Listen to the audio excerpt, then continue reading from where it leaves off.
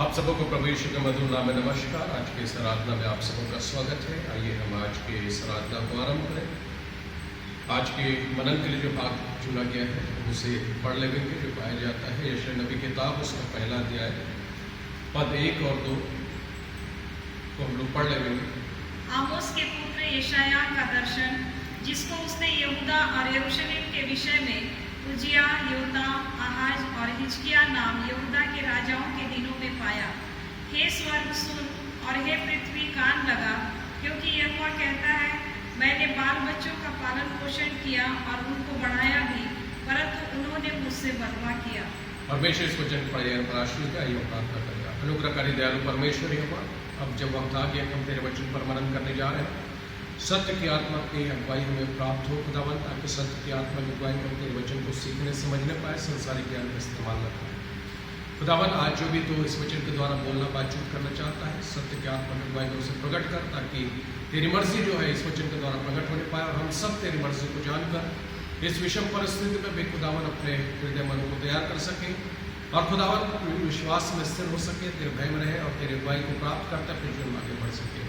एक बार फिर से अपने आप को तेरे हाथों में सौंपता, पवित्र आत्मा से अभिषेक चाहता खुदावन, पवित्र आत्मा से मेरा अभिषेक करें, मेरे मुख में अपने वचन को डालें, सत्य के आत्मा की अगुवाई में, पवित्र आत्मा की अगुवाई में तेरे वचन को प्रकट करने में सहायता कर, हर एक मनों की अग्रता लाए, ताकि खुदावन हर एक बहकावे की आत्मा, हर एक भटकाने वाली आत्मा चाहे किसी भी रूप में हो, प्रभु यीशु मसीह के नाम से दूर हो, ताकि हर एक बड़े एकाग्रतापूर्वक तेरे वचन की ओर ध्यान केंद्रित कर सके और तेरी ओर निहार सके खुदावन, और तेरी मर्जी को जानकर खुदावन अपने आप को तैयार कर सके। एक बार फिर से सारी बातों के लिए धन्यवाद देते, तेरे जीवित कलाम को, अपने आप को, उपस्थित जनों को हर एक तेरे हाथों में सौंप दे, तो प्रभु यीशु मसीह नाम से मांगते सुन रहे हैं, आमीन। जो भाग हमारे सामने पढ़ा गया है यशायाह नबी किताब उसका पहला अध्याय पद 1 और 2, यहाँ पर आमोस के पुत्र यशायाह को परमेश्वर दर्शन दे रहा है अपने लोगों के कामों के विरुद्ध में।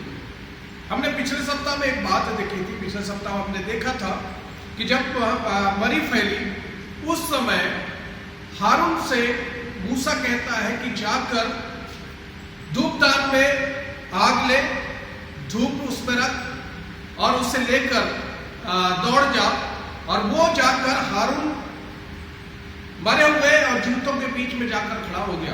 और हमने इस बात को देखा था कि जो धूप है वो पवित्र लोगों के, परमेश्वर के पवित्र लोगों की प्रार्थनाएं थी। और हम इस बात को देखे थे कि पिछले दिनों में परमेश्वर के लोगों ने परमेश्वर की योजना या परमेश्वर के प्रबंध को के विरोध में बातें करी, और उन्होंने मूसा और हारून के साथ बकबक करने लगे, उनसे लड़ाई करने लगे। ऐसी परिस्थिति में ये महामारी वहां पर फैली। आज इसी तारतम्य में हम आगे पढ़ेंगे कि यहाँ पर परमेश्वर अपने दास के द्वारा से, यशायाह के द्वारा से इस बात को कहना चाहता है, उसे दर्शन देकर इस बात को बताना चाहता है। ये यहाँ पर यहूदा और यरूशलेम के विषय में ये दर्शन दिया जा रहा है। और इस समय जो वहां पर राजा थे, उजिया, उसका पुत्र योताम, उसका पुत्र आहाज और आहाज का पुत्र हिजकिय्याह, ये यहूदा के राजा थे। और इसी समय के इन राजाओं के समय के वस्तु स्थिति को यहाँ पर प्रकट किया जा रहा है दर्शन के द्वारा से। और यहाँ पर परमेश्वर अपने लोगों के विषय में बताने से पहले एक बात कहता है, हे स्वर्ग सुन और हे पृथ्वी कान लगा। यहाँ पर इससे पहले कि अपने लोगों के विषय में यशायाह भविष्यवक्ता के द्वारा उनको दर्शन देकर इस बात को बताए, इससे पहले वो चाहता है कि इन बातों को कहने से पहले पृथ्वी और स्वर्ग दोनों को गवाह बना रहा है, उनके सामने इस बात को रख रहा है कि उसके लोग जो है किस प्रकार से काम कर रहे हैं। यहाँ पर कहता है, मैंने बाल बच्चों का पालन पोषण किया और उनको बढ़ाया भी, परंतु उन्होंने मुझसे बलवा किया। बाल बच्चे मतलब इस्राएली परमेश्वर के चुने हुए लोग। परमेश्वर इस बात को बताना चाहता है कि मैं अपने लोगों का पालन पोषण किया, उन्हें हर प्रकार की तृप्ति का जीवन दिया, लेकिन परमेश्वर का वचन कहता, परमेश्वर बताना चाहता है कि उसके अपने लोग, वो लोगों को पालन पोषण करने के बाद, उनको बढ़ाने के बाद परमेश्वर उनको बढ़ाया, परंतु वो क्या कर रहे हैं, परमेश्वर के विरुद्ध में बलवा कर रहे हैं, परमेश्वर के विरुद्ध में काम कर रहे हैं। इस बात को हम देखते हैं यहाँ पर जैसे लिखा है, मैंने बाल बच्चों का पालन पोषण किया। यदि आप परमेश्वर के वचन में यदि आप पढ़ेंगे निर्गमन 3, 7 और 8 में, तो वहां पर आप इस बात को पाएंगे कि वहां पर किस रीति से परमेश्वर अपने लोगों को छुटकारा देता है मिस्र की गुलामी से। पढ़ लेंगे। फिर यहोवा ने कहा,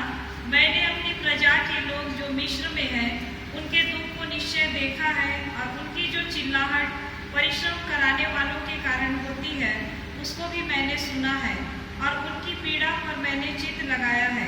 इसलिए अब मैं उतर आया हूँ। यहाँ पे परमेश्वर कहता है कि मैं अपने लोगों के, अपने बाल बच्चों के पीड़ा पर चित्त लगाया है, और उसकी पीड़ा से छुटकारा देने के लिए, उनके मुसीबतों से छुटकारा देने के लिए, उसके कष्टों से छुटकारा देने के लिए अब मैं क्या करके आया हूँ? अब उतर आया हूँ, स्वर्ग से उतर आया हूँ, उन्हें छुड़ाने के लिए, उनकी पीड़ा से छुड़ाने के लिए। आगे क्या लिखा है? कि उन्हें मिस्रियों के वश से छुड़ाऊं और उस देश से निकाल कर एक अच्छे और बड़े देश में। यहाँ पर परमेश्वर कहता है कि मैं मिस्र की गुलामी से छुटकारा देकर उन्हें एक अच्छे देश में पहुंचाना चाहता हूँ, प्रतिज्ञा का देश, जिसे दूध और मधु की धारा बहने वाले देश, कनान देश कहा गया है, प्रतिज्ञा देश कहा गया है। परमेश्वर इस सारी बातों को यहाँ पर प्रकट कर रहा है यशायाह नबी के द्वारा कि मैंने अपने लोगों को, अपने बाल बच्चों को पालन पोषण किया और उनको बढ़ाया। जब आप देखेंगे कि ये जो किस प्रकार से बढ़ाया, याकूब के 12 बेटे थे, याकूब को बाद में इस्राएल नाम दिया गया, और ये वही 12 बेटे जो 12 गोत्र थे जिसे इस्राएली गोत्र के रूप में जाना गया, और ये इस्राएली जो थे वो याकूब के 12 बेटों के गोत्र थे। और ये आप इस बात को पाएंगे कि परमेश्वर के वचन में पाएंगे कि किस रीति से परमेश्वर ने इसे संख्या में बढ़ाया, और संख्या में बढ़ाने के कारण जब ये मिस्र में थे, यूसुफ को जब उसके भाइयों ने भेज दिया, उसे मिस्र ले जाया गया, और वहां पर हम इस बात को पाते हैं कि वो इतना ज्यादा परमेश्वर ने यूसुफ को बढ़ाया। एक समय अकाल पड़ा तो उसके भाई और उसके पिता सबको वो अपने पास बुलवा लेता है, और वहां पर एक समय ऐसा आता है मिस्र में कि जब इस्राएली वहां पर बढ़ने लगे, याकूब के पुत्रों के संतानें या उसके जो वंश के लोग हैं वो बढ़ने लगे, इस्राएल के वंश के लोग जो बढ़ने लगे, तब वहां पर लिखा है कि लोग वहां पर मिस्री लोग डर गए, मिस्री लोग डर गए, और उसके बाद इनके ऊपर इनको दंड देने लगे, इनको सताने लगे। क्यों? क्योंकि डर गए, क्योंकि ये संख्या में बढ़ जाएंगे तो ये हमारे ऊपर हावी हो जाएंगे। परमेश्वर ने इनको बढ़ाया, संख्या में इनको आशीष दी, इनको बढ़ाया, और उसी रीति से यहाँ पर उसी बात को यहाँ पर कहता है कि मैं उनको बढ़ाया भी, परंतु उन्होंने मुझसे बलवा किया। इन्होंने बलवा किस रीति से किया?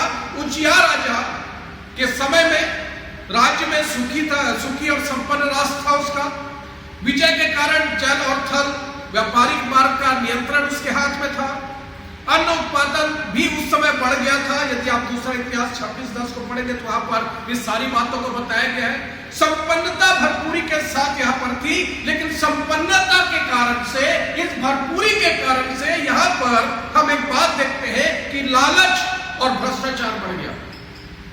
भरपूरी होने के कारण से परमेश्वर ने इस स्थान को, ये जो यहूदा है और ये यरूशलेम जो है, इसको भरपूरी के कारण, उजिया राजा के समय भरपूरी के कारण यहाँ पर हम एक बात पाते हैं कि भ्रष्टाचार और लालच बढ़ गया था, और ये परमेश्वर से दूर हो गए। उसके बाद हम आगे पाते हैं उसका बेटा, और हम यहाँ पर ये भी पाते हैं कि चूंकि उजिया राजा परमेश्वर के रास्ते से भटक गया, अंतिम समय में मरने से पहले वो कोढ़ी हो गया। कोढ़ एक अशुद्ध बीमारी कहा जाता है, और वो कोढ़ी होकर मरा। उसके बाद उसका पुत्र जो है योताम, वो राजा बना, और वो अपने पिता के नियम के अनुसार किया, और वही कंडीशन था कि वहां पर भी योताम के समय भी लालच और भ्रष्टाचार ज्यों का त्यों बना रहा। भरपूरी का जीवन था, भरपूरी के साथ राज्य था, परमेश्वर के लोग भरपूरी का जीवन जी रहे थे, लेकिन यहाँ पर हम एक बात पाते हैं कि यहाँ पर लालच और भ्रष्टाचार ज्यों का त्यों उजिया राजा के समान, उजिया राजा के समय जो भ्रष्टाचार और लालच था वो ज्यों का त्यों बरकरार रहा। उसके बाद हम देखते हैं कि उसका पुत्र आहाज वो राजा बना, उसने मूर्ति पूजा कराया, गलत निर्णय के कारण राजनीतिक व आर्थिक स्थिति बिगड़ गई, उसने अपने पुत्र को नरबलि के रूप में चढ़ाया। इस रीति से आहाज राजा ने भी परमेश्वर की आज्ञा के विरुद्ध में काम किया, परमेश्वर की आज्ञा के विरुद्ध में काम किया। उसके बाद हम हिजकिय्याह के, उसके पुत्र हिजकिय्याह के विषय में देखते हैं। हिजकिय्याह के विषय में देखते हैं कि मूसा ने जो पीतल का सांप ऊंचे पे लटकाया था, उस सांप को लोग पूजा करने लगे, तब यहां पर लिखा है कि उसने क्या कर दिया, चूर चूर कर दिया, और उसने क्या कर दिया, चूर चूर करके नष्ट कर दिया। हिजकिय्याह का सब कार्य बहुत अच्छा था, परमेश्वर के भय में काम करने वाला था, लेकिन एक समय ऐसा आया कि उसने परमेश्वर को महत्व देने की अपेक्षा, परमेश्वर की सामर्थ को मानने की अपेक्षा उसने अपना ध्यान मिस्र की ओर लगा दिया। मिस्र की ओर अपने ध्यान को लगाया और उसने उसके घोड़ों और उसके रथों पर भरोसा किया, मिस्र के परमेश्वर पर भरोसा करना छोड़ के। इस रीति से हम देखते हैं कि ये जो परमेश्वर है, इन चारों राजाओं के समय को प्रकट करते हुए इस यशायाह को दर्शन देते हुए इस बात को, इनके जीवन की हकीकत को बताना चाह रहा, अपने लोगों के जीवन की हकीकत को। और इन्हीं सारी बातों को ध्यान में रखकर वो इस बात को कहता है कि मैंने बाल बच्चों का पालन पोषण किया, उनको पढ़ाया भी, परंतु उन्होंने मुझसे बलवा किया। ये बलवा करते हैं। और उसके बाद आगे हम इस बात को पाते हैं, यदि हम 12वें पद को पढ़ते हैं तो वहां पर क्या लिखा है कि चूंकि ये लोग परमेश्वर की आज्ञा को मान नहीं रहे थे, वो काम कर रहे थे जो परमेश्वर जिसको पसंद नहीं करता है, वो काम करने लगे थे जिससे परमेश्वर घृणा करता है। ऐसी परिस्थिति में परमेश्वर कहता है कि तुम्हारा बलिदान चढ़ाना मुझसे मुझे घृणा ही है। पढ़ लेंगे 12 पद, पहला अध्याय 12 पद, 12 और 13 पद। मैं बछड़ों व भेड़ के बच्चों व बकरों के लोगों से प्रसन्न नहीं होता। तुम जब अपने मुंह मुझे दिखाने के लिए आते हो, तब यह कौन चाहता है कि तुम मेरे आंगनों को पांव से रौंदो। यहाँ पे परमेश्वर बताना चाहता है कि इतना घृणा परमेश्वर उनसे करने लगा कि उनके कामों के कारण कहता है कि मैं नहीं चाहता कि तुम मेरे भवन को, मेरे पवित्र स्थान को अपने पवित्र पैरों से रौंदो। वो नहीं चाहता, परमेश्वर कहता है मैं नहीं चाहता कि तुम मेरे भवन में आओ इस स्थिति में अपवित्रता के साथ तुम भवन में आओ, इस बात को मैं नहीं चाहता। हम सब जानते हैं यदि परमेश्वर के भवन में परमेश्वर के लोग यदि किसी प्रकार से पवित्रता के साथ या उसके भवन में प्रवेश करते थे, तो आप सब जानते हैं कि किस रीति से उनकी मौत हो जाती थी, मृत्यु हो जाती थी। परमेश्वर यहां पर इस बात को बताना चाहता है कि जो कंडीशन उनका था, उसके लोगों का था, जो बलवा को वो कर रहे थे, जिसके कारण से परमेश्वर कहता है कि मैं ये नहीं चाहता कि तुम मेरे क्या करो, पवित्र स्थान को, मेरे आंगनों को पांव से रौंदो। आगे क्या लिखा है, पढ़िए। व्यर्थ अन्न बलि फिर मत लाओ, धूप से मुझे घृणा है। नए चांद और विश्राम दिन का मानना और सभाओं का प्रचार करना, यह मुझे बुरा लगता है। महासभा के साथ ही साथ अनर्थ काम करना मुझसे सहा नहीं जाता। तुम्हारे नए चांदों और नियत पर्वों के मानने से मैं जी से बैर रखता हूँ। वे सब मुझे बोझ जान पड़ते हैं और मैं उनको सहते सहते उगता गया हूँ। जब तुम मेरी ओर हाथ फैलाओ, तब मैं तुमसे मुख फेर लूंगा। तुम कितनी ही प्रार्थना क्यों न करो, तो भी मैं तुम्हारी न सुनूंगा, क्योंकि तुम्हारे हाथ खून से भरे हैं। यहाँ पर हम इस बात को पाते हैं कि परमेश्वर कहता है कि तुम मेरे ओर हाथ फैलाओ, मैं उससे मुख फेर लूंगा। तुम मुझे पुकारोगे, मैं उसकी तुम्हारी ओर से मुख खोल लूंगा, क्योंकि तुम्हारी जो स्थिति है, जिस स्थिति में तुम हो, उसके अनुसार से मैं तुमको, तुम्हारे कामों के कारण मैं तुमसे घृणा करता हूं। मैंने तुम्हारा पालन पोषण किया, लेकिन तुमने मुझसे बलवा किया, मेरी आज्ञा के विरुद्ध में काम किया, उस कामों को किया, उन बातों को किया जिसे मैं पसंद नहीं करता। और मैं एक बात बताना चाहता हूं मेरे प्यारे भाइयों, परमेश्वर अपने लोगों के उस बुरे कर्मों के कारण से बैल और गधे को श्रेष्ठ बता रहा है अपने लोगों से। बैल और गधे को श्रेष्ठ बता रहा है अपने लोगों से श्रेष्ठ वो दो जानवरों को बताता है, बैल और गधा। ये स्थिति परमेश्वर के लोगों की थी। परमेश्वर के वचन में लिखा है कि ये लोग कहते हैं कि हम परमेश्वर को जानते हैं, लेकिन अपने कामों के द्वारा इसका इनकार करते हैं। ये लोग उसी प्रकार से वो परमेश्वर के लोग कहलाते हैं, परमेश्वर की प्रजा कहलाते हैं, लेकिन इनके कामों के द्वारा ये बात प्रकट नहीं होती थी। ये बात प्रकट नहीं होती थी, जिसके कारण से परमेश्वर ये सारी बातों को कहता है। उसके बाद यदि आप परमेश्वर के वचन में लिखा है कि अब जब ये सारी बातें परमेश्वर कहता है अपने लोगों के लिए, अपने बच्चों के लिए, अपने चुने हुए लोगों के लिए, तब आखिरी में एक बात कहता है, अपने को धोकर पवित्र करो। अपवित्रता को धोकर पवित्र करो और पवित्रता के साथ मेरे पास आओ। अपवित्र होकर मत आओ, पवित्रता के साथ मेरे पास आओ। अपने को धोकर पवित्र करो। आपको याद होगा कि जब मूसा अपने ससुर इत्रो की भेड़ बकरियों को चराने गया, उसने एक झाड़ी को जलते हुए देखा जो भस्म नहीं हो रहा है लेकिन जल रहा है। और परमेश्वर का वचन कहता है कि वो उसे देखने के लिए उसके पास उस तरफ मुड़ा, तब एक आवाज उसे सुनाई दी कि करीब आने के लिए मना किया गया उसे, और उसे कहा गया तो अपने पैर से जूते उतार दे क्योंकि तू जिस स्थान पर खड़ा है वो पवित्र है। मैं बताना चाहता हूं मेरे प्यारे भाइयों बहनों, पवित्र स्थान में पवित्रता के साथ प्रवेश करना आवश्यक है। यहाँ पर परमेश्वर कहता है, क्योंकि परमेश्वर में कलाम कहता है पवित्र बनो क्योंकि तुम्हारा स्वर्गीय पिता पवित्र है। परमेश्वर अपने लोगों से चाहता है कि वो पवित्रता के साथ अपने आप को धोकर पवित्र करके परमेश्वर के करीब आए।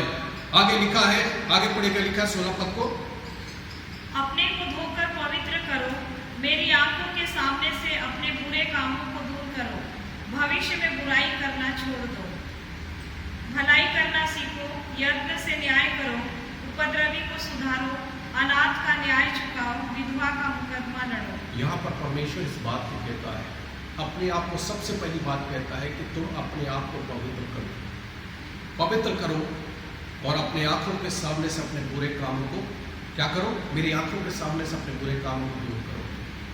क्योंकि परमेश्वर के वचन में लिखा है, जो कोई अपने पापों को मान लिया उसे छोड़ दे, उस पर दया की जाएगी। परमेश्वर वही बात यहाँ पर कहना चाहता है।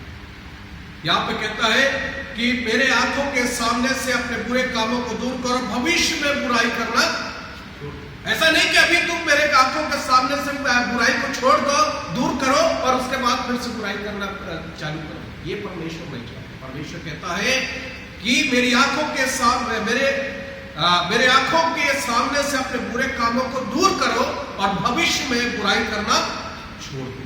फिर बुराई मत करना। एक बार कर दिया, क्षमा मिल गई, दोबारा उस काम को मत करना। परमेश्वर का वचन एक बात कहता है, नए नियम को जब हम पढ़ते हैं वहां पर लिखा है, कोई व्यक्ति यदि परमेश्वर के प्रेम के स्वाद को चख लिया है और यदि वो उससे मुकर जाता है तो उसे वापस लाना अनहोना है।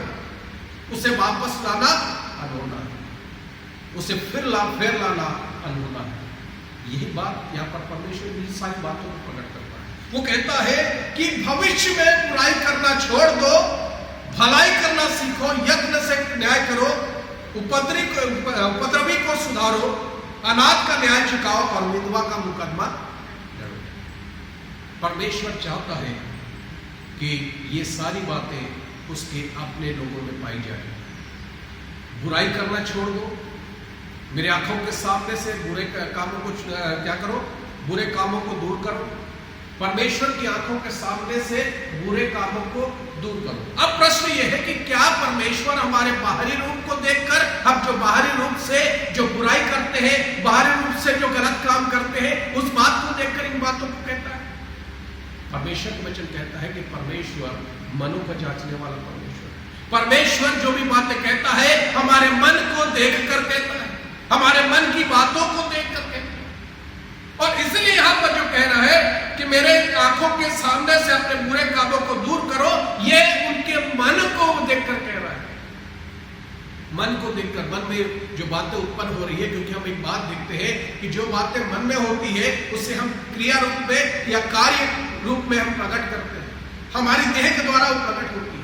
जो मन में उत्पन्न होता है वो हमारी देह के द्वारा प्रकट की जाती है। परमेश्वर वही बात सिखाना चाहता है कि मन में जो बातें हैं, बुरे जो वो है, अपने को पवित्र करो, धोकर पवित्र करो, मेरी आंखों के सामने से अपने बुरे कामों को दूर करो। मतलब क्या है? मन को शुद्ध करो, पवित्र करो, अपने को धोकर पवित्र करो, मन को धोकर पवित्र करो, क्योंकि जीवन का मूल स्रोत मन है।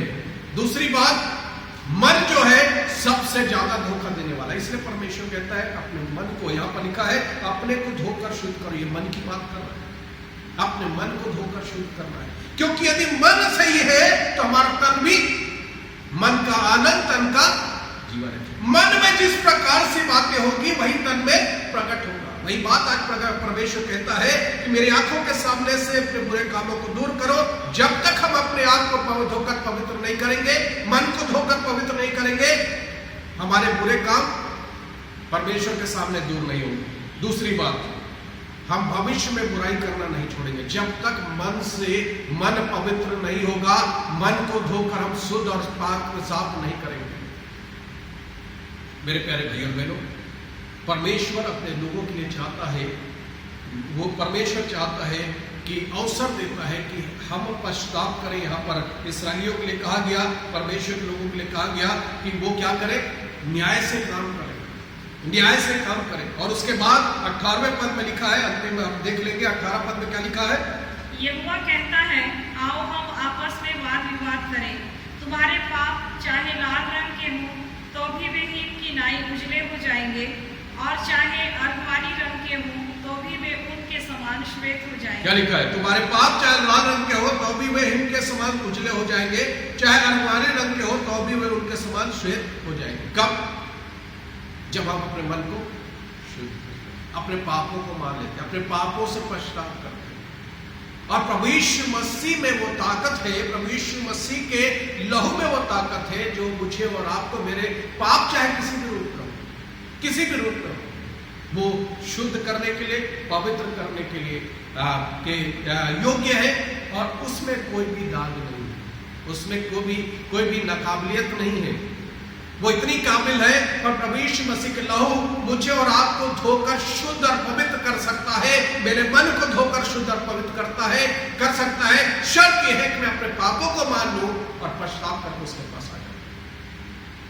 मेरे प्यारे भाइयों और बहनों, इन सारी घटनाओं के द्वारा से हम इस वचन के द्वारा से एक बात सीखते हैं, परमेश्वर अपने लोगों से चाहता है कि वो परमेश्वर की आज्ञा के मुताबिक काम करें, शुद्धता और पवित्रता का जीवन जिए, परमेश्वर जैसा चाहता है वैसा जीवन जिए, कि और न्यायपूर्ण जीवन व्यतीत करें।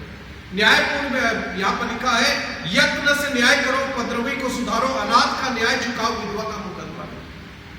कोई भी अन्याय परमेश्वर नहीं चाहता अपने लोगों से, और परमेश्वर चाहता है कि हम जब उसके भवन में आते हैं पवित्रता के साथ आए, अपवित्रता को लेकर ना आए।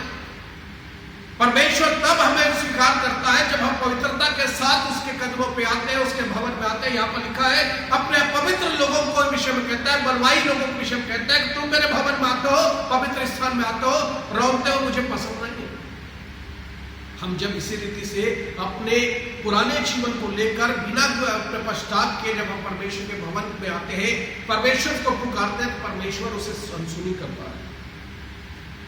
परमेश्वर वचन में लिखा है, यदि हम इसी के पढ़ेंगे 15 पद में, जब तुम मेरी ओर हाथ फैलाओ तब मैं तुमसे मुख फेर दूंगा।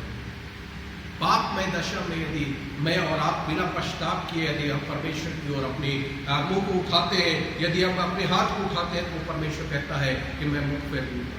मतलब यह है कि हम पापमय दशा में बिना पश्चाताप किए हम परमेश्वर से प्रार्थना करते हैं, परमेश्वर हमारी प्रार्थनाओं को नहीं सुनता।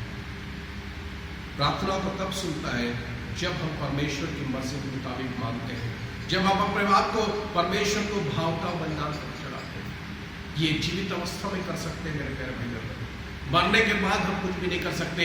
एक बार फिर से हम अंतिम वचन को हम देख लेंगे, रोमियो उसके 12:1 में लिखा है, रोमियो पत्री 12:1 में, इसलिए है मेरे प्रिय भाइयों, मैं तुम्हें परमेश्वर की दया स्मरण दिलाकर विनती करता हूं, तुम अपने शरीरों को जीवित, पवित्र और परमेश्वर को भावता हुआ बलिदान चढ़ाओ। यही तुम्हारी आत्मिक सेवा है, भावता हुआ बलिदान कर चढ़ाना, जीवित, पवित्र और परमेश्वर को भावता हुआ। सबसे पहली बात जीवित, मरने के बाद कुछ नहीं होने वाला, जीते जी ही मुझे और आपको परमेश्वर को भावता हुआ अपने आप को बलिदान करना है। आज परमेश्वर चाहता है मेरे प्यारे भाइयों बहनों, ये जो बातें जो लिखी गई है यशायाह 1 में, जो परमेश्वर ने यशायाह नबी को दर्शन दिया, उसने अपने लोगों के विषय में दर्शन देकर उसने बताया कि मैंने अपने लोगों को किस रीति से आशीष दी, किस रीति से उन्हें बढ़ाया, किस रीति से भरपूरी का जीवन दिया, किस रीति से उन्हें आगे उन्नति पर उन्नति दिया। लेकिन आज वो लोग बलवाई हो गए, वो लोग मेरी आज्ञा नहीं मानते, मेरी आज्ञा के विरुद्ध में, मेरे वचन के विरुद्ध में, मेरी मर्जी के विरुद्ध में काम करते हैं। उनके मर्जी के विरुद्ध में काम करने के कारण से परमेश्वर कहता है कि मैं उनके पर्वों से घृणा करता हूँ। वो जो काम करते हैं, मेरे लिए काम करते हैं, बलिदान चढ़ाते हैं, उनसे मैं घृणा करता हूँ। जब वो मेरी ओर हाथ उठाते हैं, मैं अपनी आंखों को फेर लेता हूँ, क्योंकि वो, मैं पवित्र हूँ, मेरे बच्चे पवित्रता के साथ आते हैं। परमेश्वर चाहता है कि मुझे और आपको पवित्र बन पश्चाताप करके मुझे प्रभु के पास आना है। और यही नहीं कि आज पश्चाताप कर लिए, कल से फिर वही पुराना जीवन व्यतीत कर रहे हैं। परमेश्वर चाहता है कि मैं और आप क्या करें, जब पश्चाताप करते हैं पूर्ण समर्पण के साथ दोबारा फिर से हम पाप ना करें। मैं ये बताना चाहता हूँ, परमेश्वर के वचन में लिखा है, प्रभु यीशु मसीह ने कहा, जा फिर से पाप मत करना, जा फिर से पाप मत करना। चंगाई दी और उसके बाद कहता है कि जा फिर से पाप मत करना। मैं बताना चाहता हूँ मेरे प्यारे भाई, परमेश्वर चाहता है कि हम एक बार जब पश्चाताप करते हैं, जब क्षमा प्राप्त करते हैं, हम दोबारा पाप नहीं करते। आपको पता बताना चाहता हूँ कि इनके गुनाहों के कारण से, इनकी अनाज्ञाकारिता के कारण से, परमेश्वर के मर्जी के विरुद्ध में काम करने के कारण से ये लोग गुलामी में चले गए। परमेश्वर इनको गुलाम बना देता है, गुलामी में भेज देता है। कारण परमेश्वर की अनाज्ञाकारिता, अपवित्रता, परमेश्वर को जो पसंद नहीं वो काम करना। मेरे प्यारे भाई और बहनों, परमेश्वर दंड कब देता है, जब हम परमेश्वर की आज्ञा के विरुद्ध में काम करते हैं। आज हम अनुग्रह के युग में है, इसलिए परमेश्वर अवसर देता है कि हम पश्चाताप करें। यदि व्यवस्था के युग होते तो शायद मैं और आप जीवित नहीं होते। आज परमेश्वर मुझे और आपको सिखाना चाहता है, इन वचनों के द्वारा सिखाना चाहता है। वो कहता है कि मैंने तुम्हारा क्या किया, तुम्हारा पालन पोषण किया, मैंने तुम्हें बढ़ाया, लेकिन तुम बलवा करते हो, तुम मेरी आज्ञा का पालन नहीं करते, तुम मेरी इच्छा के विरुद्ध में काम करते हो। जब जब लोग परमेश्वर की आज्ञा के विरुद्ध में काम किए, तब परमेश्वर ने उनको दंड दिया। आज मुझे और आपको जानने की आवश्यकता है मेरे प्यारे भाइयों में, अनुग्रह के युग में क्या मैं और आप ऐसा कोई काम तो नहीं कर रहे कि परमेश्वर के दंड के युग में है। परमेश्वर के वचन में कहा गया है, इस्राएल अपने परमेश्वर के सामने जाने के लिए तैयार हो जाए। आज हम सबों से मैं ये कहूँगा कि हम सब भी परमेश्वर के सामने जाने के लिए तैयार हो जाए। हम किस रीति से हम परमेश्वर के सामने जाते हैं, किस रीति से हम परमेश्वर के सामने जाते हैं, किस प्रकार के जीवन को लेकर जाते हैं, क्योंकि परमेश्वर से न्याय करने वाला है। उसके न्याय सिंहासन के सामने जाने से पहले हम अपने आप को जांचें। इससे पहले कि परमेश्वर की वो बातें जो यहाँ पर लिखा है कि परमेश्वर अपने लोगों को उनकी गलतियों के कारण, गुनाहों के कारण परमेश्वर उनको गुलामी में भेज देता है, दंड देता है। इससे पहले कि परमेश्वर दंड दे, मुझे और आपको अपने आप को जांचना है, पश्चाताप करना है, प्रभु के पास आ जाए। क्योंकि इसराइलियों के विषय में भी, यहूदियों के विषय में भी, यरूशलेम के वासियों के विषय में भी परमेश्वर ने पहले उनके विरुद्ध में बातें करी।